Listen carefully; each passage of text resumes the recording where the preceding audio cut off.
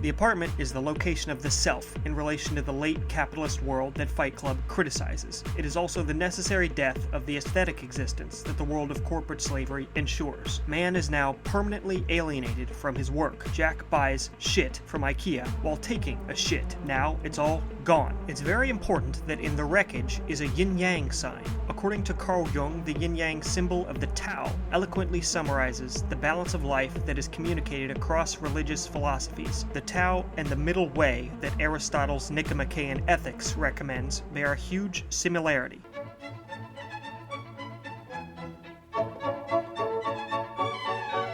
The yin-yang isn't destroyed, but only removed from Jack's apartment, which was his old identity. The option of the ideal Jack, the ability to naturally reach his highest potential by following the middle way, the conventional way in traditional religious and philosophical systems, is now rejected. Or we could say it is no longer possible for most people. In Dostoevsky's The Grand Inquisitor, the Inquisitor charges Christ with giving man a task that is too difficult. We can't do it. St. Augustine said that his conversion to Christianity was like a lazy man getting out of bed to face the day. But St. Augustine didn't have a TV. There are today new spiritual challenges that man has never seen before.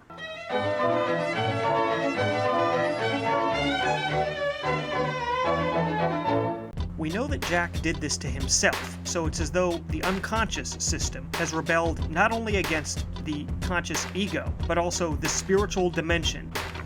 We had the same suitcase.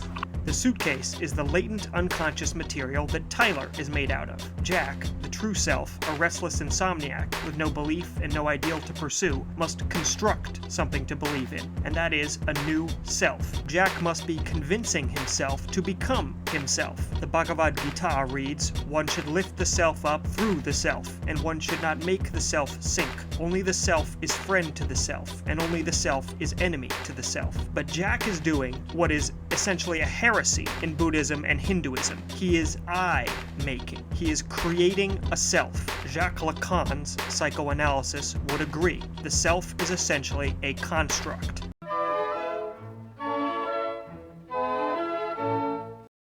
That the yin-yang symbol is ejected from the psyche suggests that spiritual wisdom has failed the modern man, or at least, in line with Dostoevsky, that it is no longer possible to complete the task that God has given man. But existentialists are already aware of this problem. I say never be complete. In Heidegger, our selfhood is never complete because we're in constant engagement with the world and time. Our character is in flux, and stillness isn't possible, which means your identity will never be stable. Heidegger was very worried about the problem of technology. He believed that a part of its function, whether intended or not, was to enframe the world. This means that it conceals an element of the truth of our being in the world from us, often without us fully realizing it. Today, many of us construct a self in social media, and as we do this, we become further divided from our true selves, preferring to believe that the carefully selected photos, statuses, and tweets actually represent the content of our character that is revealed only in being with others, moments that reveal our authenticity.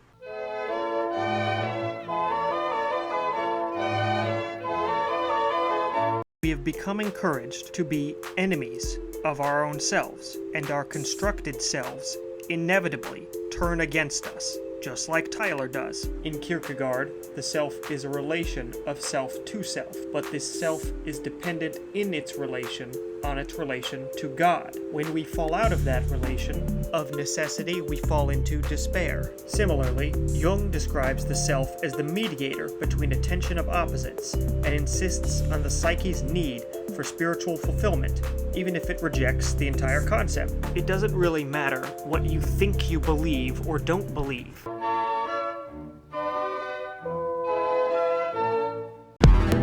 Nietzsche tells us, prophetically, the time is coming when we shall have to pay for having been Christians for 2,000 years.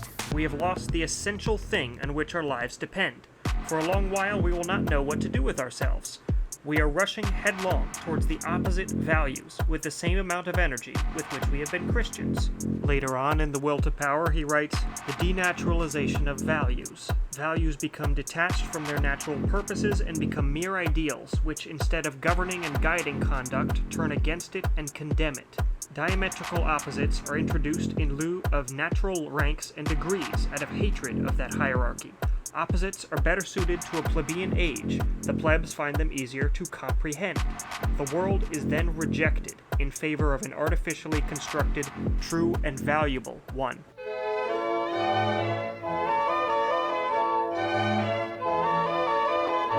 Consider our modern problem of tribalism as a simplification of the world's values. Whatever political party you do not support is categorized as the evil other, and the true and valuable constructed world is a simpler world, a world in hatred of nuance and honest debate. We reduce everything, as Foucault did, to power.